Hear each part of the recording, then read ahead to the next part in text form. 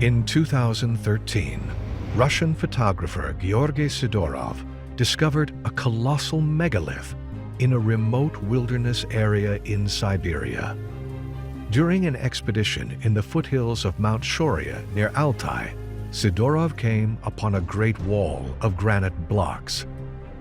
What made his discovery unusual was that these gargantuan stones had flat surfaces, right angles, and sharp corners, reminiscent of Cyclopean masonry.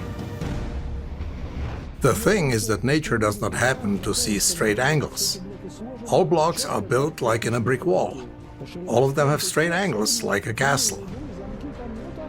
There are thousands of clues that say this formation is built by a form of intelligence. The beauty and precision of this 130-foot structure has left archaeologists with no explanation for how such an arrangement could have formed naturally. Geologists have estimated that the largest blocks of granite at Mount Shoria weigh 3,000 to 4,000 tons. Before this, the pregnant woman stone of Baalbek, weighing 1,500 tons, was the largest single stone used in an ancient site. You had these beautiful polygonal walls, they are perfect straight lines and perfect right angles. You had these massive blocks of granite that looked like this. Someone's taken a big diamond drill and sawed them right down the middle. On granite, that took effort. The Russian scientists that went there, they discovered some things which cannot be explained by nature, which are these beautiful round, almost pot surfaces where they've taken a drill and they've formed a perfect depression. And they also have these perfect tunnels and these doorways that seem to be very deliberately put there. So maybe what we're doing here is taking an entire mountain that's been completely shaped by human hands. The megalithic structure discovered in the Altai Mountains near the Denisovan cave harkens really to structures like Baalbek in Lebanon, these Cyclopean megalithic structures that are hundreds of tons in weight. Stones so large that even our best equipment today could not possibly even come close to lifting them. And that they were using a type of science and mathematical understanding that just wasn't available to our ancient ancestors. If Georgy Sidorov's discovery is real, could it be evidence that remote Siberia was once home to an advanced civilization? Near this discovery of the megalithic wall, scientists believe they have found bones from a new species. Could these places be linked? In 2008, archaeologists made world headlines when they unearthed a Paleolithic finger bone from a juvenile female estimated to be 41,000 years old. Further DNA analysis indicated the finger was from a previously unknown and extinct homonym subspecies. These previously unknown ancestors were christened with the name Denisovan. The Denisovans are probably the most exciting discovery in the origins of humanity for decades. I mean, arguably even in the last 100 years.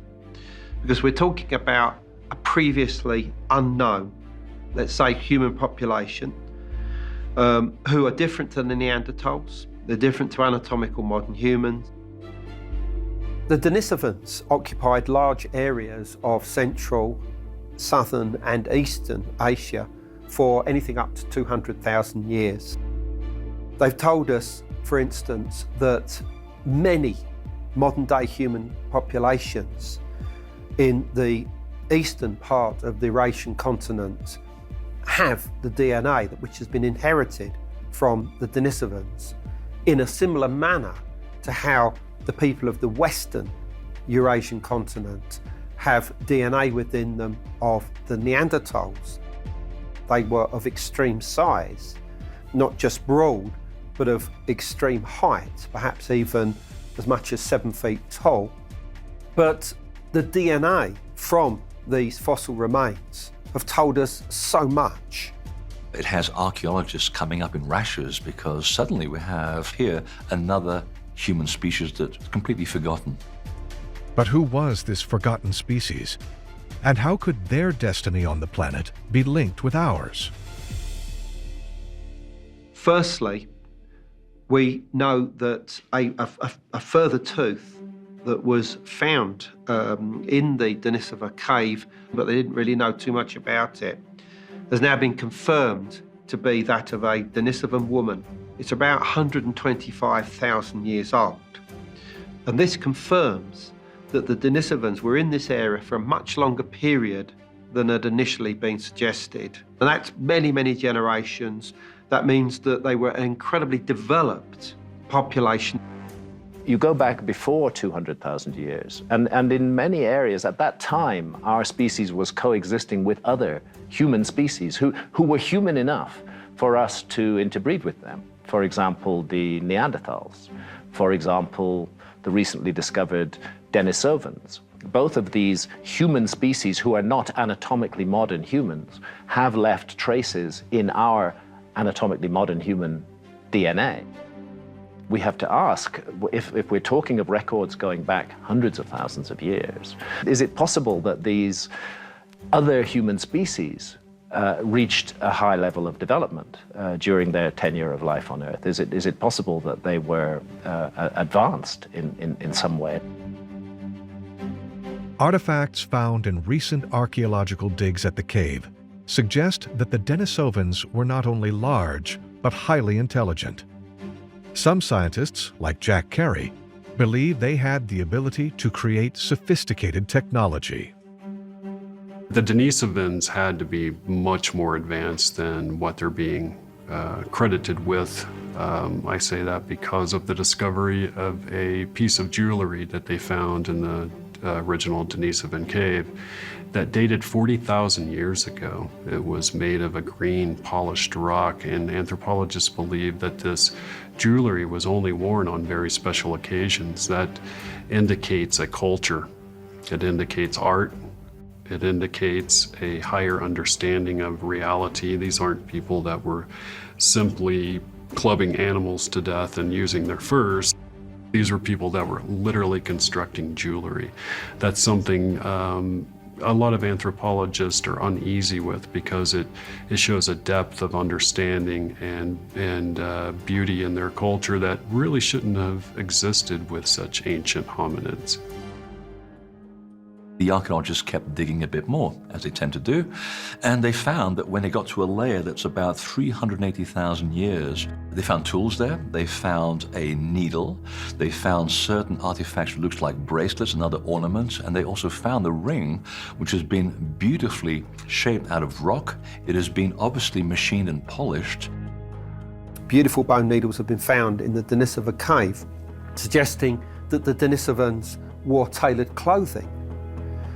Horse DNA has also been found inside the cave itself, suggesting that the Denisovans not only hunted horses, but probably domesticated them and may even have ridden horses. And this is probably tens of thousands of years before it was even thought possible that you could ride horses, something that was considered conventionally to only have occurred in Bronze Age times.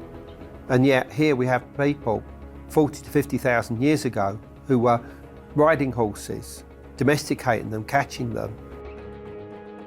If this scientific data is true, then how could these ancient ancestors shed new light on our evolution?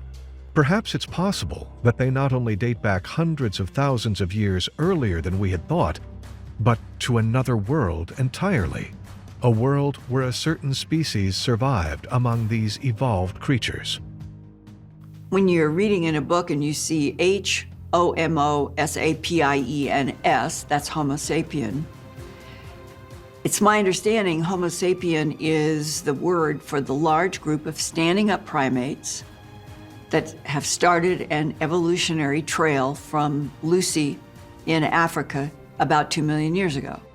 But within Homo sapien, there are a whole bunch of models that have included a Neanderthalensis and now Cro-Magnon Homo sapien sapien. Andrew Collins has been monitoring the movement of this ancient giant human species and has a different theory. we can say almost certainly is that because our ancestors interbred with them, that there were hybrids of Denisovans and Homo sapiens that continued their traditions for tens of thousands of years, evolving these ideas and then spreading them into other parts of the Eurasian continent and also into the Americas. If you go further south to the area around Sumeria, the area around the Black Sea, and to a place where we have some information from, which is the Scythian culture, which not many people talk about, they also were supposed to be claimed to have been older than the Egyptians, and part of their culture wasn't just humanoid, they were also a godly culture, and they were also described as being very tall, almost like giants, again, sometimes with an elongated skull, and they're supposed to be wisdom keepers. Here is what I think happened. Possibly somewhere in the Altai mountains of southern Siberia around 45,000 years ago. At this time, the area was occupied by the Denisovans. Let's assume that they were extremely tall, very well built. If you can imagine the biggest Russian wrestlers that you can think of, and then cover them in furs and give them wisdom of 200,000 years. That's what we're talking about here. If you can imagine that their race is probably dying out. In other words, their population may not have been so large as it once was, and yet they have this incredible knowledge, this incredible wisdom now. And they get to hear about these new people arriving out of the direction of the setting sun. They're much smaller, they look different, their skin may be slightly different colour, and they know that they're gradually moving eastwards, they're gradually taking over one territory and then the next. They would exploit the resources and just move on. And then one day, these people turn up and there's a first encounter between our own ancestors, Homo sapiens, and the Denisovans. I think if I was a Denisovan at this point, I would be saying, I think our time's up and we have to change our ways. And one of the possibilities is that there was an understanding between the new people and the Denisovans that this ancient wisdom, this ancient knowledge would now be carried into the new world through hybrid descendants. In other words, we would interbreed, and it would be through our descendants, our hybrid descendants, that this ancient wisdom would now be disseminated. Could this be true? The Siberian fossil remains found in Altai have challenged scientists to re-examine the transformation of human DNA. There's been an explosion of new information in this field, partly thanks to new genetic sequencing techniques and deep analysis of DNA. And it's clear that the story of the evolution of anatomically modern humans is much more complicated. The DNA breakthrough is we now know that our anatomically modern human ancestors interbred with Neanderthals. So we're a mixture of Neanderthals and the creature that became anatomically modern humans. And then adding further complication to the picture, Denisovan DNA is also found in the anatomically modern human genome. Trace elements in some areas, quite large amounts in others. The Denisovans passed to us various genes which have been important in our own development. For instance, in the Tibetan Plateau, the Sherpas and the indigenous peoples there, their ability to be able to spend long periods in extremely high altitudes comes from a gene which was inherited, we now know, from the Denisovans. There were other genes as well to do with our appearance, our intellect, our consciousness were also first developed through this idea of this hybridization. There are many modern populations around the world that have high levels of Denisovan DNA within their genes. We're talking about India, Southeast Asia, Java, Australia, Melanesia, Micronesia, various Native American peoples in Canada, in Mexico, also in the northern part of South America, have all got Denisovan DNA. These are all the descendants of the Denisovans. If Denisovans roamed the Earth for thousands of years, crossbreeding with other sapiens, it could explain how traces of their DNA have been found thousands of miles from Siberia in North America. It is almost certain that the Denisovans and their hybrid descendants ended up coming into the Americas. Indeed, it's now been found that in several different Native American peoples, Denisovan DNA exists. And this proves that they were the giants of legend and that they are responsible for the human skeletons, the oversized human skeletons that are found in mound complexes all over North America. I think we're just at the beginning of the process of unraveling the mystery of what all of this means. It's almost heretical to say so in context of modern anthropology, but I think we're going to have to revisit the out of Africa model. It may be that the evolution that led to anatomically modern humans didn't take place entirely in Africa. We're looking at actually a very complicated picture that ultimately results in us. No Denisovans live today. No Neanderthals live today. We are the sole survivors of that intermingling of slightly different and sometimes very different looking but genetically close human species. If DNA is only part of the puzzle, Freddie Silva suggests looking into the mythology of the giants. I'm very much of the opinion that ancient myth always holds a large kernel of truth. The myths are so concise, so well developed, so beautifully illustrated.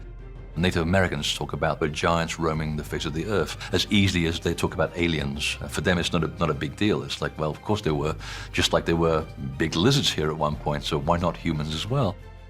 I believe they were telling us something, and that one thing that they keep telling us over and over again is the fact that the Earth is an experimental way station, and it goes through cycles, long cycles. All over the world, we have accounts of human remains being found that are of giant stature. So, are these Denisovans? Well, we don't know. And the reason why we don't know is because all those found in North America have been repatriated as part of the so-called NAPRA law that allowed all of the bones, the millions of them, in all of the different museums to be given back to the First Nations, the Native American peoples, and for them to rebury them in their own burial grounds. So we haven't got anything. There isn't any giant bones in North America that we can look at. So I'm afraid to say that we can't analyse them. What we can say is that some of the first peoples to arrive in the North American continent came from Siberia, the very same area where the Denisovan remains have been found. If this is true, could this species have come from a much older lineage? Linda Moulton Howe shares her theory on how Denisovan DNA could have been genetically manipulated by the Anunnaki. Why is it that the Denisovans went extinct and Neanderthalensis went extinct, leaving Cro-Magnon Homo sapien sapien to dominate planet Earth? Was that the objective of an extraterrestrial experiment? So maybe there is an overlap of other intelligences using this planet that is responsible for our confusion today, looking back through time, trying to understand who are we. And maybe this whole huge story about all of these different bloodlines has to do with genetic manipulation, that planet Earth has been used like a laboratory, but not by just one, who knows how many. And that we humans today, trying to understand who we are, and going back and looking at all these civilizations, I remember that I started going out and doing searches, like going to look at the map, where is this in Siberia, and realizing that where this cave is and where this new brand of human was is a place where there have been UFO stories in and around this area in Siberia for a long time. And I started thinking, wow, could this really truly be an example of one of these experiments that is being done by extraterrestrials, and the discovery reinforces this idea. It is a branch of humans that has an antecedent with something completely unknown. This might explain how Homo sapiens have survived for as long as they have. Perhaps an ancient code has been embedded in our DNA. Andrew Collins suggests that the migration of the Denisovans also points to ancient areas considered as portals. The earliest hybrid descendants of the Denisovans spread out from a central area, which was probably southern Siberia, and reached various wayward points in the planet. And they set them up as markers. They set them up as portals of contact and connection with the stars and with the other world, and possibly even what we might call today parallel dimensions. Now, where were these points? Places like Göbekli Tepe, or certainly the area around Göbekli Tepe in southeast Turkey, the area around Giza in Egypt, and other places like Stonehenge in England, certain places in, obviously, China, in India, etc., etc. They become points of communication, points of contact that people would be able to return to again and again and again. Not only did they build all of these megalithic structures, but they built them in areas that we call vortex zones. These are areas where ley lines on the Earth, with the Earth's natural energy grid, cross one another. In ancient times, they were called dragon lines. Almost every one of these ancient structures is built on top of places where ley lines cross one another. That's important because where they cross one another, you have amazing electromagnetic waves being produced, hugely strong electromagnetic waves. And wherever you have electromagnetic waves that are that strong, you can basically have a tear, a rip in the electromagnetic membrane that separates this dimension from the next. And this is something that's accepted in modern day science. The only thing that's separating our dimension that we're sitting here talking in is an electromagnetic membrane. These were creatures who understood that, and they understood that by building these structures right on top of these areas, of which the Altai Mountains is one of them, they were able to basically create a tear in that membrane, and you can have momentary interaction between the dimensions. If this is true, could the area around the Altai Mountains have been a gateway for not only the Denisovans, but other intelligent life that communicated with humans? Sonia Grace points to a Stonehenge built in the same area as the cave. She suggests this might have been constructed as a stargate. The Russian Stonehenge, it was very much like the Stonehenge of the UK. It was huge megalithic stones. It was more elaborate. There were more stones. And I saw a ceremonial procession of women who entered the circle first, and they went around in a counterclockwise position. Then the men entered and they went around in a clockwise position. And the ceremonies that were done at this site were exactly what was done at Stonehenge. They were for fertility. This incredible place was a portal, very much in the same way Salisbury Plain had a huge portal on it. And the people of this time were interacting with the demigods, who I call the ancient ones. They're Pleiadians. And the Pleiadians did exactly for them what they did for the people of the UK. They brought them their ceremonies. They taught them the ancient ways. And when I stood in the middle of this Stonehenge, it was amazing. It was like the portal. I could look up and see into the portal. And it was just like a wormhole. And what they told me was that this wormhole went up to Pleiades, but it actually went past Pleiades. And so this is why there's all kinds of UFO activity in the area. There's other beings accessing this portal and coming through to Earth in that way. Could scientists have stumbled across an ancient gateway to another world? And if so, how will this discovery shape our future? What other discoveries will come out within the next few years that will push our understanding of humanity? When we go back in time and we look at the evolution of species on Earth, we have all these different time periods that we can examine, but it's very difficult for us as a species to see the whole picture. It's like a bunch of puzzle pieces that we're still trying to put together. And as the puzzle comes together, we start to solve more and more about our origins and where we come from. If we have 5 species that haven't been discovered yet, and we have the Denisovans and the Neanderthals, we would be the culmination of those 7 species coming together. Our beings, our bodies now are that creation.